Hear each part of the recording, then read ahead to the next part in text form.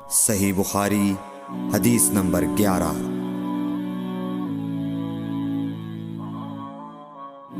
लोगों ने पूछा, या रसूल अल्लाह, कौन सा इस्लाम अफजल है?